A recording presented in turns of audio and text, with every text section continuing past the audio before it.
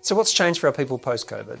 I think it's given us a chance to rethink who we work for, how do we work, and what is the best situation for us individually. And that is a great challenge for all of us to face. It's given us great flexibility, it's given us more choices, but it means that people are choosing based on those options and those choices. And it means that we've got to make sure that we offer those. And at the heart of that, I think people want freedom and they want self-determination. So what's changed for me personally through the whole COVID situation is I went through 3 different scenarios. In the first situation, I was in a role where I had responsibility for large teams geographically distributed. And I had to essentially move my office to my bedroom. So I had the world's shortest commute. I would roll out of bed, straight onto my desk, and I would work very long days on endless calls, managing the business as usual, but also managing the consequences for our people, which is critically important. In the second scenario, my wife and I rather thoughtfully decided we would do a renovation in the middle of COVID, and I was shifted to the garage, which can be a little bit cool or a little bit hot, depending upon what time of the year it is in Australia. And then the final situation was where we are now, and it's really making all of those adjustments.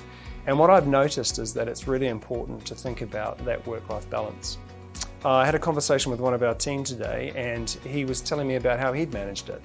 And what he had done is shifted so that he had a work day early in the morning, and then at lunchtime he went for a bike ride, and then he worked in the afternoon, and that was where he got his best productivity.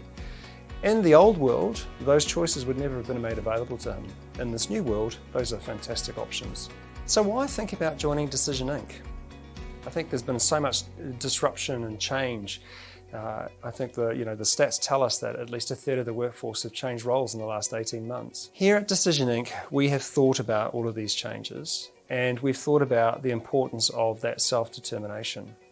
We don't think that it is a case of productivity or collaboration and culture. We think you can achieve both. And the way that you do that is by making sure that you create these moments of togetherness, belonging, points where people want to intersect and come together because actually it's fun to do so, and that's where collaboration comes from. Now, we're not passing judgment on industry or other companies that decide to mandate certain perspectives, but I think that there's more pressure on us as an organisation to make sure that we create those right moments of togetherness. And it's a great reason to come and join this company. So what has this meant for our leaders?